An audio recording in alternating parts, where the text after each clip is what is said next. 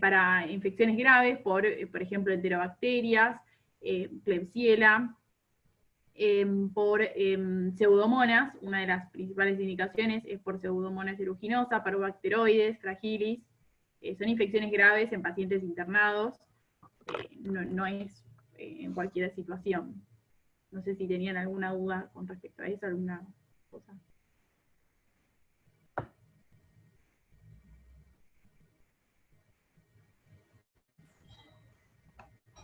Exactos no lo demuestran. ¿Les aclaré la duda, más o menos, de...?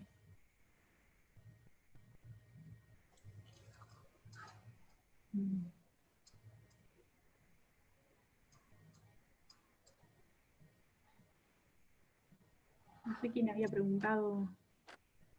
Sí, lo que pasa es que es una palabra muy común y por ahí muchos no saben qué significa. Claro. Y Sí, es porque se usa como acortadas las dos palabras unidas, digamos, como si fuera pipertazo, pero es piperacilina, tazobactam, esa es la asociación de los antibióticos. Perfecto. Lo tienen en el Power, que lo vimos la semana pasada, que lo tienen por las dudas para que les quede. Bueno, gracias. No, de nada. Ahora empezamos, no sé si tienen alguna otra duda con antibióticos, y no empezamos con digestivo.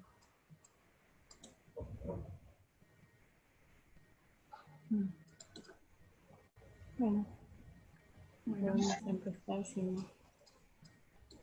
Ahí comparto.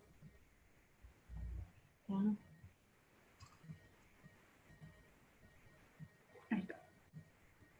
Bueno, vamos a pasar a otro tema, que es la farmacología del aparato digestivo. Vamos a ver primero lo que sería la fisiología, ¿sí? La secreción va a estar de todo el tubo digestivo, como saliva, la secreción gástrica, pancreática, biliar o intestinal, va a estar estimulada por acetilcolina, gastrina, histamina, con los receptores H2 de histamina, CSK, que es colecistoquinina, o secretina. Todos estos van a estimular las secreciones, estas que están acá. O si no, los inhibidores van a ser las prostaglandinas, la E o la I, que se acuerdan que la prostaglandina I le decíamos prostaciclina, que se van a unir al receptor de tipo 3. No sé si recuerdan de las prostaglandinas que las vimos con la clase de AINES, que yo les había mencionado que la prostaglandina E principalmente es la que actúa inhibiendo a la secreción gástrica, a la secreción ácida de ácido gástrico.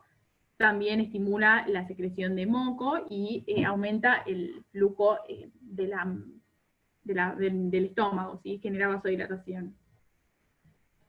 Por otro lado, vamos a hablar sobre la motilidad, que puede ser el peristaltismo, estimulado por la acetilcolina con los receptores M, que puede ser M1 y M3, perdón.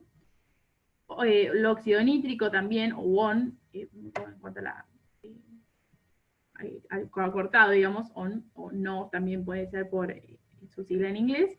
VIP, que es un péptido, la dopamina, que es uno de los receptores de 2, y la serotonina, que se va a unir a los receptores 3, a los 5-HT, porque 5-HT significa serotonina, y pueden ver serotonina así escrita a veces, que se va a unir a los receptores de tipo 3, que van a ser inhibitorios. En este caso, si se une a estos receptores va a disminuir el peristaltismo, pero si se une a los receptores tipo 4 va a aumentar el peristaltismo. Entonces la serotonina va a actuar de forma dual, dependiendo de qué receptores hablemos, va a aumentar o disminuir el peristaltismo.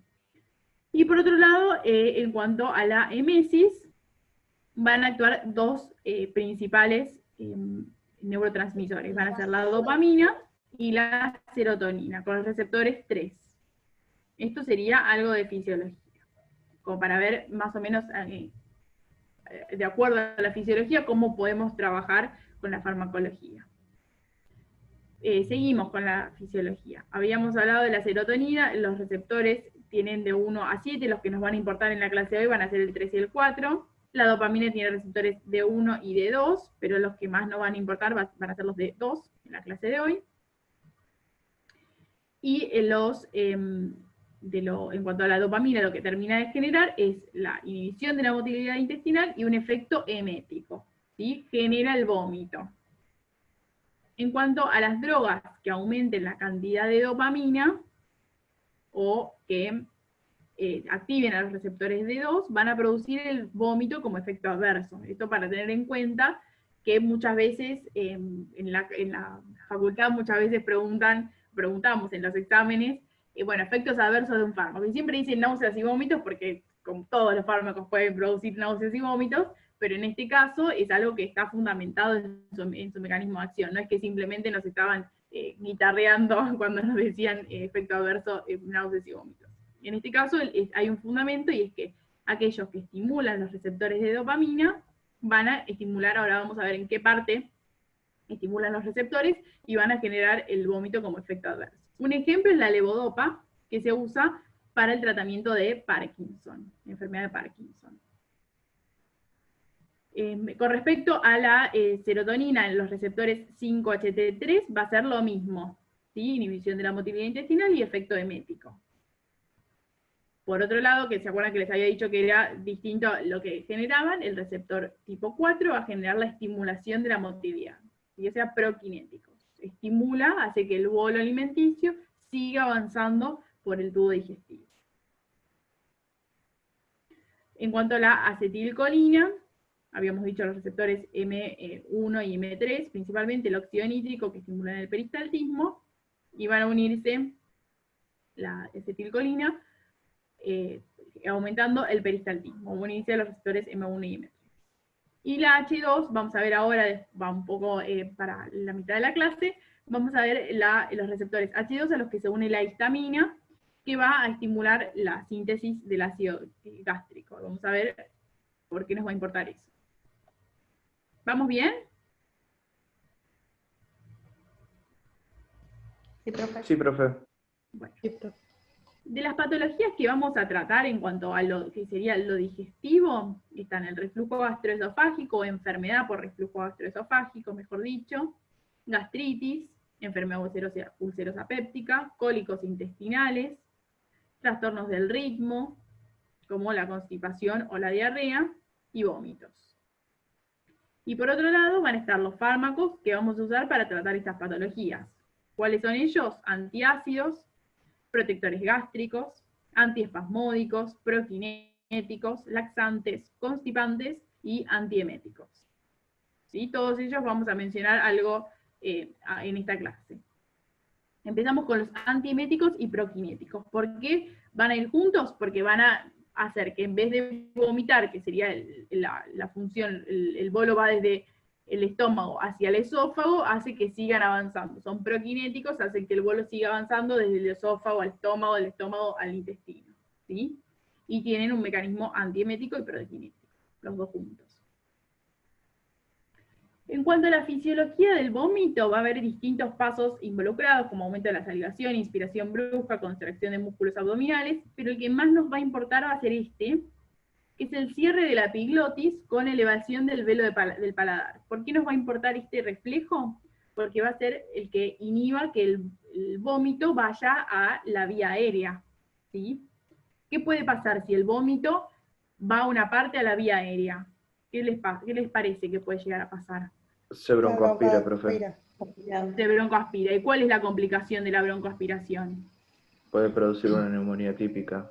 Muy bien, muy bien. Estamos pensando en que va a haber bacterias que estén en el estómago, que vayan a la vía aérea, por lo que puede generar la neumonía aspirativa, y además, en el caso del vómito, va a tener un pH ácido, que eso va a generar daño en la vía aérea, va a generar daño, entonces va a haber una neumonía química junto con una aspirativa. ¿Sí? Van a complotarse esas dos cosas y van a generar una patología bronquial, pero principalmente pulmonar, ¿sí? En los alvéolos. Entonces, eso es peligroso, es una complicación grave, y este reflejo funciona normalmente, pero cuando el paciente tiene una depresión del sensorio, es un reflejo que tenemos que tener en cuenta porque lo va a perder. ¿Sí? Entonces es peligroso en los pacientes que tienen una depresión del sensorio que se broncoaspiren. Tener en cuenta eso. Y bueno, también contracción del píloro y relajación del fundus y del cardias. Acá seguimos con la fisiología del vómito. Va a estar el centro del vómito y la zona quimiorreceptora gatillo. Esta zona es la que nos va a importar mucho para la clase de hoy. ¿Por qué? Porque la dopamina y la serotonina, que eran los dos neurotransmisores que les dije que nos iban a importar en vómito, estos dos van a estimular a la zona quimiorreceptora gatillo, que no tiene barrera hematoencefálica, y por lo tanto van a ir a estimular ahí y van a generar y estimular el vómito, ¿sí? Por eso los fármacos que son agonistas dopaminérgicos y de serotonina dependiendo en cuál, ahora vamos a ver cuál receptor, pues el 3 y el 4, van a generar el vómito como efecto adverso. Y vamos a ver ahora bien cuáles son los fármacos que vamos a usar para inhibir estos efectos. ¿Qué sustancias producen el vómito? Los opiáceos. ¿Saben cuáles son los opiáceos? O opioides. Los derivados de la morfina. Sí, muy bien. Muy bien, derivados de la morfina. El jarabe de ipecacuana, que se usaba antes para generar el vómito en intoxicaciones, ya no se usa más, pero justamente su función era para provocar el vómito. Los quimioterápicos, acá están. Los quimioterápicos lo que generan, vieron que cuando una persona está sometida a quimioterapia, puede presentar y suele presentar con una gran frecuencia vómitos. ¿Cuál es el mecanismo de esto? Los quimioterápicos lo que hacen es dañar, a nivel del tubo digestivo, dañan a las células del tubo digestivo. Y estas células se mueren, y cuando se mueren estas células, hay unas células dentro de toda la cantidad de células que hay en el tubo digestivo, hay algunas que se llaman enterocromafines, que lo que tienen es mucha serotonina dentro. Entonces lo que hacen es, al morirse, liberar toda esa cantidad de serotonina al torrente sanguíneo, y toda esa serotonina va a ir a parar a la zona quimiorreceptora gatillo, acá, ¿sí? Que no tiene barrera hematoencefálica, entonces va a ir perfectamente, entra directo. ¿Y qué hace? Estimula el vómito, ¿sí? Eso es la razón por la que están tan asociados los vómitos junto con la quimioterapia. ¿Se entendió eso que les comenté recién? Sí, profe. Bueno. Otros que les había mencionado previamente, los agonistas dopaminérgicos, como la levodopa en el tratamiento del Parkinson, y el litio. ¿Sí? El litio también se relaciona muy frecuentemente con náuseas y vómitos. Vamos a ver las drogas antieméticas, ¿sí? O sea, las que bloquean el vómito. Vamos a usar bloqueantes D2, de los receptores de dopamina de tipo 2, como la metoclopramida o domperidona.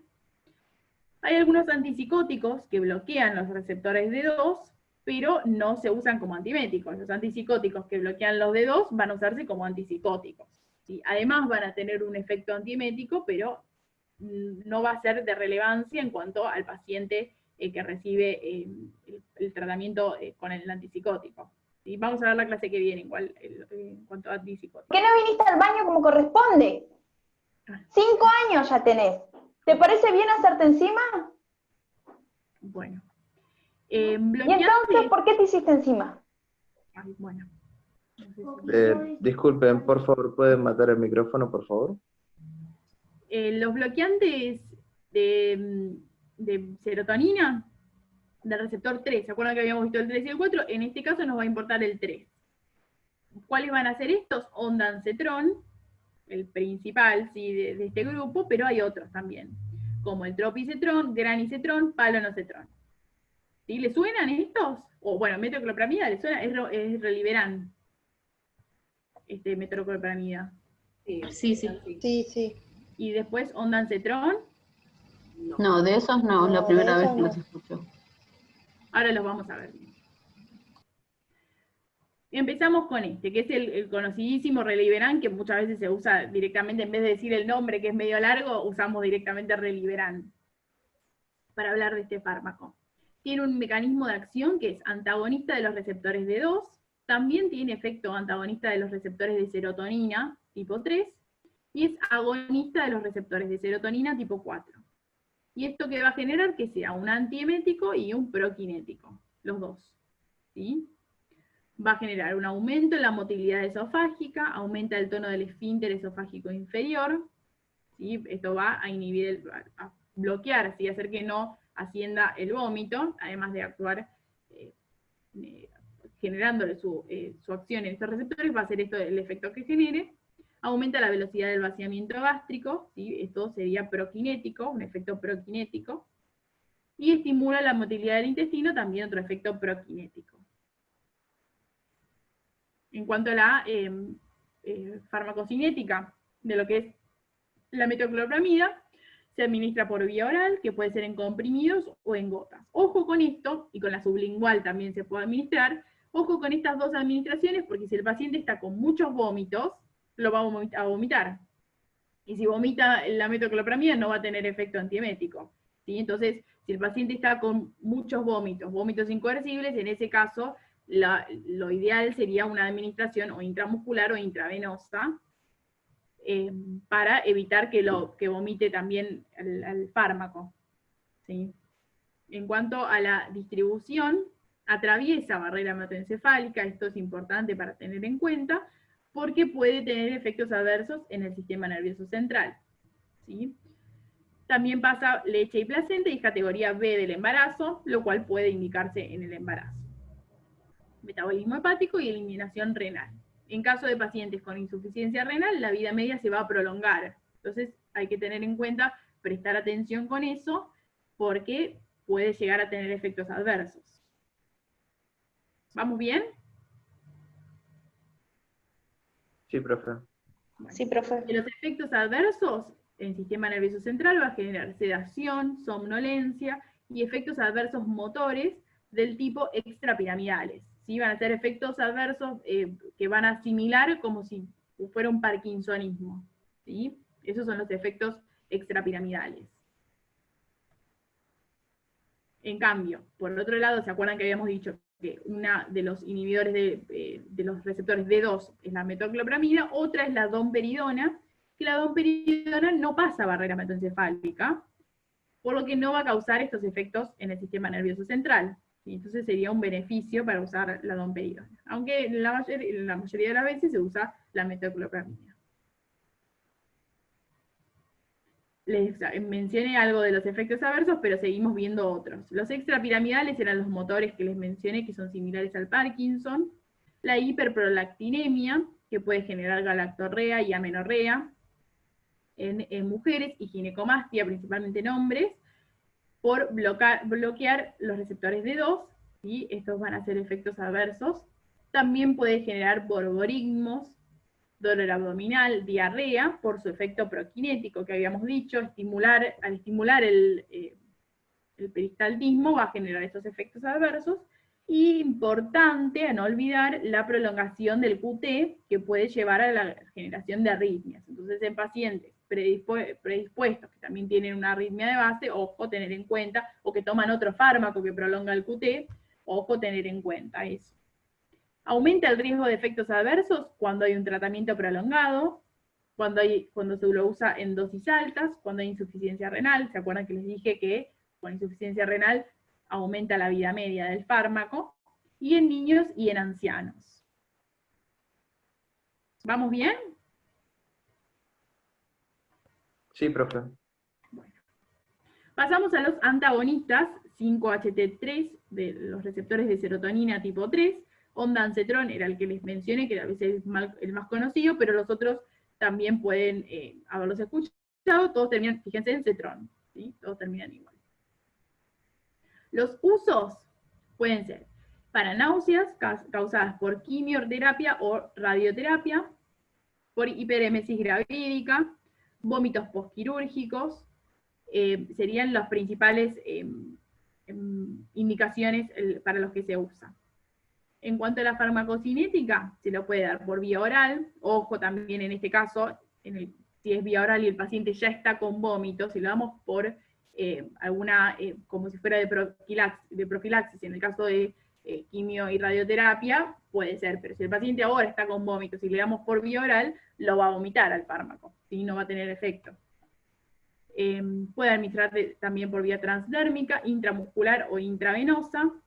a ver, no sé si pusieron... tiene alta unión a proteínas, tiene un metabolismo hepático con el CYP P450, ¿se acuerdan que les había mencionado en la clase de farmacocinética? Al CYP P450, que era una enzima que metaboliza muchos otros fármacos, entonces puede tener interacciones con otros fármacos que se metabolicen por esa enzima. Y se elimina por vía renal. Como efectos adversos están el estreñimiento, que es uno de los más frecuentes, el más frecuente, cefalea, hipotensión arterial, bradicardia, también prolonga el QT como la metoclopramida, ojo con eso, y puede llegar a generar convulsiones. Entonces, ojo con pacientes que tengan una predisposición a sufrir convulsiones. ¿Alguna duda de estos fármacos? No, profe. No, Profe, Sí. pregunta, ¿qué es la prolongación del QT? Ah, muy bien, muy buena aclaración, porque yo no lo había dicho y me dejaban hablar. Muy buena pregunta. En el electrocardiograma, ¿vieron? Hay distintos, se miden Sí, los las intervalos. ondas. ¿Cómo? La onda Claro. QT. Ah, El QT es un intervalo, porque abarca el QRS, viste que es cuando está la despolarización ventricular, y ahí después vuelve isoeléctrico, que hay como una liñita de base, y vuelve la onda T, que es la de repolarización ventricular. Entonces, desde la onda Q hasta la T, ese es el intervalo QT. Si eso se prolonga, puede generar arritmias. Y estos dos fármacos que dije pueden prolongar ese intervalo, desde la onda Q hasta la T. perfecto, gracias, ¿No? profe. No, de nada. Perdonen, Sí. yo les digo algo, si tienen una duda, pídanme, no tengo problema para responder. Gracias. ¿Alguna otra duda con respecto a los antieméticos? No, ninguna, profe. No, profe. Seguimos entonces. Con los antiácidos, que vamos a ver varios grupos de los antiácidos: inhibidores de la secreción ácida, neutralizantes de la secreción ácida y protectores de mucosa. Vamos a ver las diferencias entre ellos.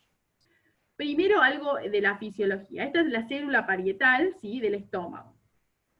Va a tener varios receptores que nos van a importar. Fíjense, los receptores M, a los que se une la acetilcolina, y vamos a ver bloqueantes muscarínicos, porque la acetilcolina estimula la síntesis de ácido estomacal.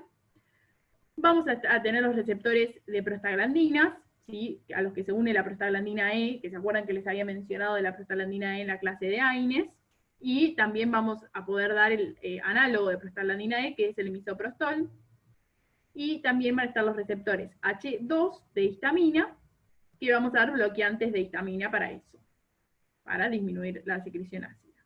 Eso sería de los blancos terapéuticos, ¿sí?, blancos farmacológicos, que vamos a ver.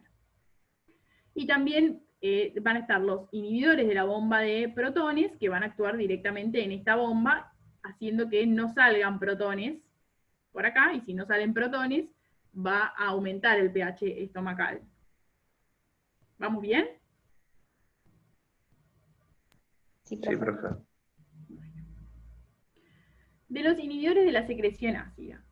No actúan directamente en la luz del estómago, sino que tienen que absorberse a la sangre luego para actuar, ¿sí? Entonces damos por vía oral, por ejemplo, imagínense, lo damos por vía oral, del estómago va a pasar al duodeno, intestino, y ahí se va a absorber a la sangre, y luego viene por la sangre al estómago, ¿sí? No va a ir directamente de la luz a actuar, tiene que absorberse primero en el intestino.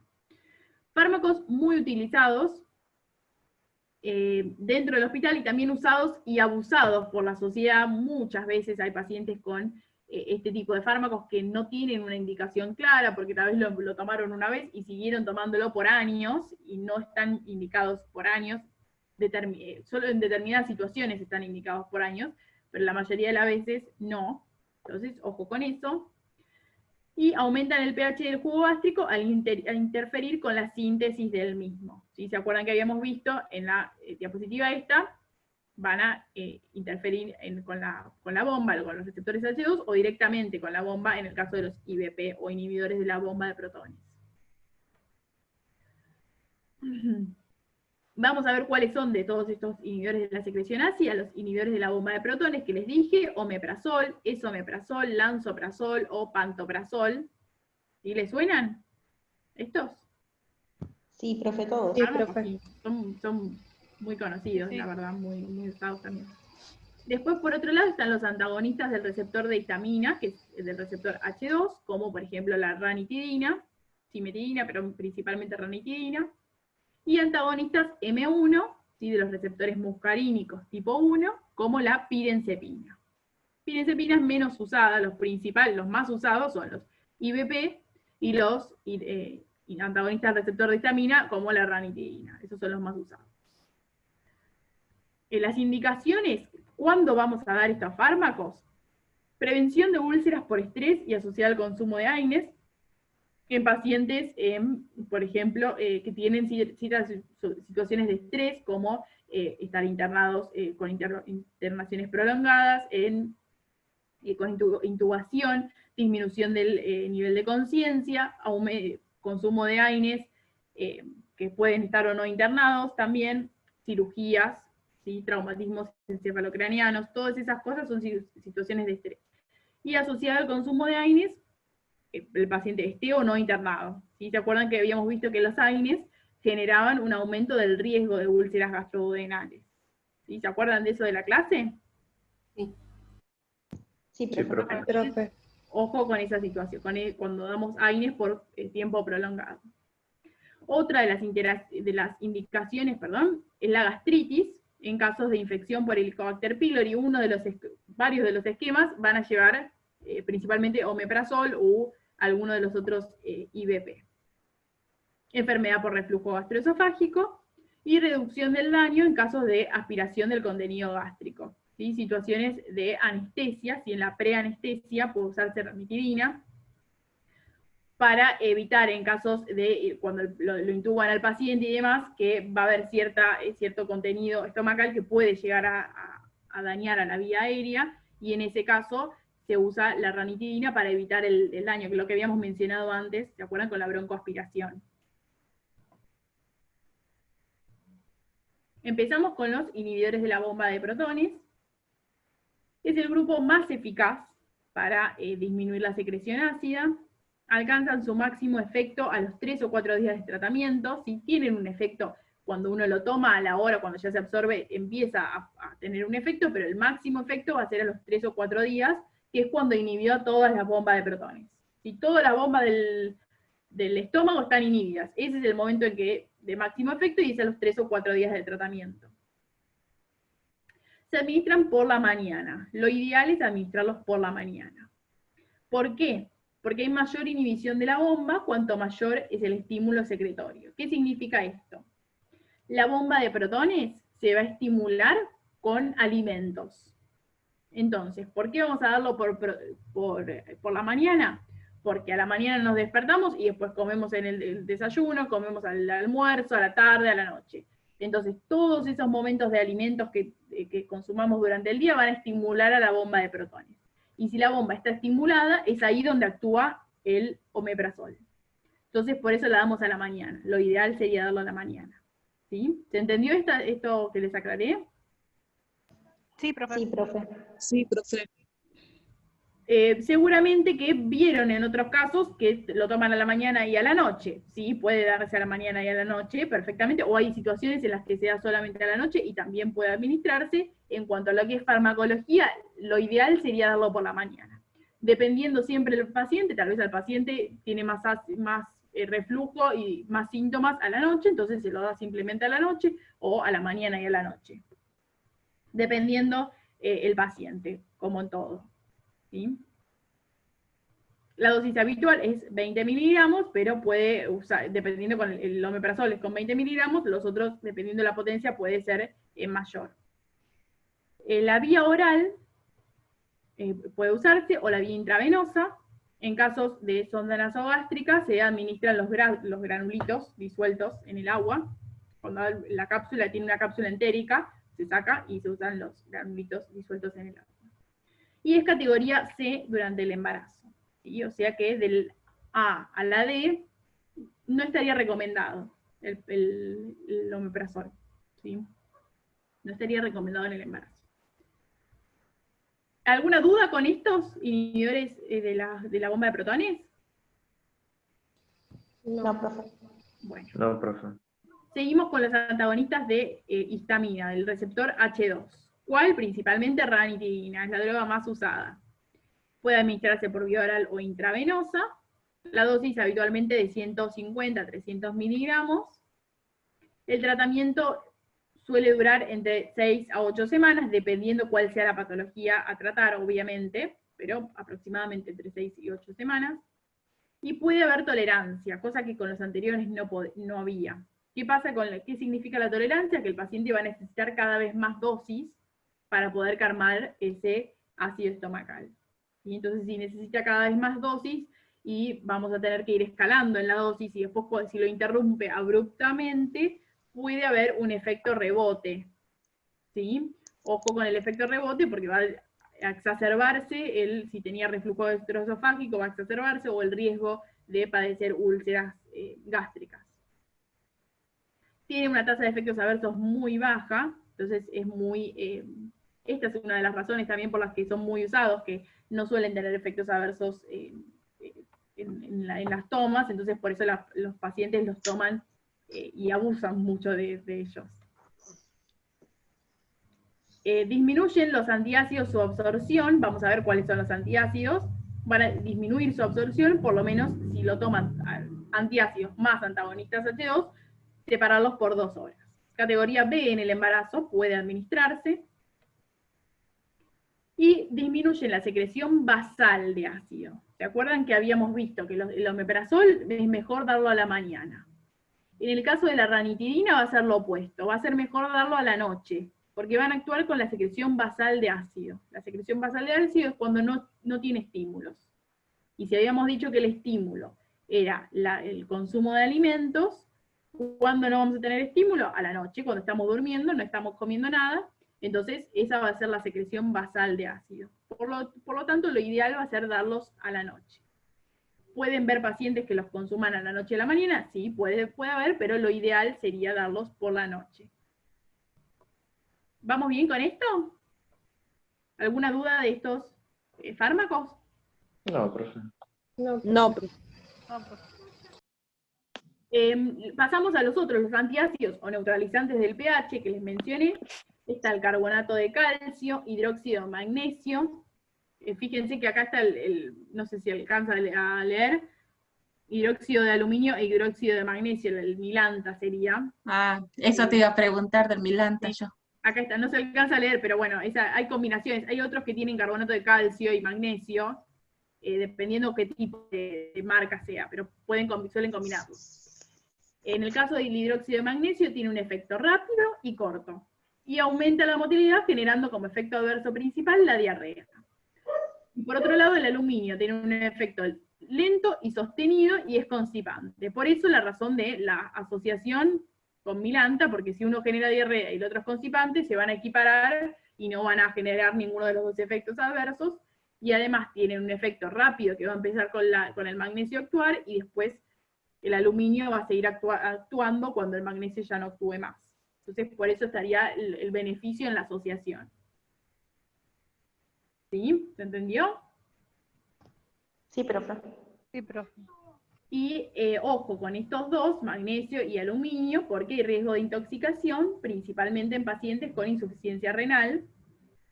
Entonces, tener en cuenta cuando hay disminución de la función renal. Por otro lado, también está el bicarbonato de sodio, súper usado, es el de acción más rápida de todos, pero el problema con estos antiácidos es que todos estimulan la secreción de ácido. ¿Por qué? Porque el estómago al recibirlos dice, llegó alimento. Y yo les había dicho, el alimento es el principal estímulo de ácido. Entonces, ¿qué pasa? El estómago va a sensar que tiene alimentos, y va a haber algo que esté aumentando el pH de la luz. Entonces las bombas de protones van a empezar a funcionar al máximo. ¿Sí? Entonces va a tener un alivio. ¿Se acuerdan que en la clase pasada habíamos visto, alguien me había preguntado, no me acuerdo quién, si tomar leche alivia? Sucede lo mismo con estas situaciones. Alivia al principio, pero después, a la larga, va a terminar empeorando la situación. ¿Sí? Entonces, ojo con eso, porque uno dice, sí, me alivia la milanta, qué sé yo, pero alivia en el momento, pero después a la larga termina empeorando el reflujo o la acidez estomacal. ¿Se entendió esto? Sí, profe. Profe. Quedan 3 minutos. Se corta y volvemos a arrancar con el mismo link, ¿no, Silvia? Sí, sí, así ya la terminamos. Sí, ya Queda queda poquito. queda así. poquito. Queda. Bueno, protectores de la mucosa, ¿sí? Otros de los que les había mencionado en el tratamiento de la acidez estomacal.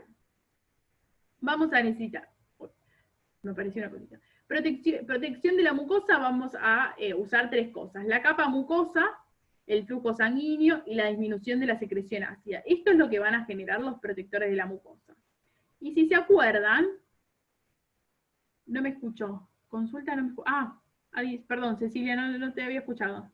Si tenías una consulta. Sí, perdón, no me escuchaba, perdón. Sí. El sucralfato es un antiácido también. Sí, ahora lo vemos al sucralfato. Pero es protector de mucosa. Gracias. Ahora lo vemos. De los protectores de la mucosa, lo que vamos a buscar es que aumenten la capa de mocos y la capa mucosa, que estimulen el flujo sanguíneo del estómago y que genere una disminución de la secreción ácida. Y si se acuerdan de la clase que les di de AINES, estos 3 efectos los generaba la prostaglandina E, ¿sí? La prostaglandina E2. Entonces vamos a dar análogos de la prostaglandina, ¿sí? Para que generen estos 3 efectos. Uno de ellos, el principal, es el misoprostol. ¿Qué va a generar? Con la vía, lo vamos a dar por vía oral, va a interaccionar con alimentos, pero el tema con el misoprostol, que no es tan usado, porque fíjense que tiene muchos más beneficios que los que serían los IBP, como omeprazol o la ranitidina, tiene más beneficios en cuanto a sus efectos, pero tiene una farmacocinética que no es muy beneficiosa. ¿Por qué? Porque por la vía media hay que administrarlo 4 veces al día. Es molesto administrarlo 4 veces al día, porque la verdad el paciente se tiene que acordar todas las tomas, y la verdad que disminuye la adherencia al tratamiento.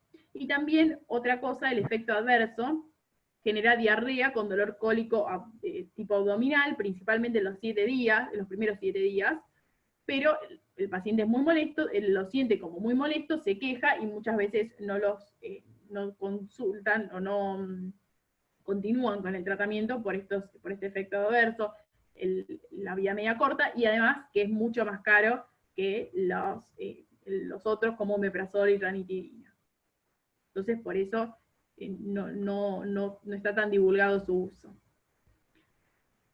Con respecto al sucralfato, ahora Cecilia que lo mencionabas, es un antiácido. Sí. Una consulta. Había escuchado en algún punto que el misoprostol también tenía propiedades abortivas. ¿Eso no es cierto? Sí, ¿En algún sí, punto? en la clase de AINES lo mencioné, a eso que aumenta las contracciones uterinas, está en el PowerPoint, después si te fijas, aumenta las contracciones uterinas y se puede administrar por vía oral o por vía vaginal, en el caso para el tratamiento como abortivo, o para estimular el parto, también puede ser.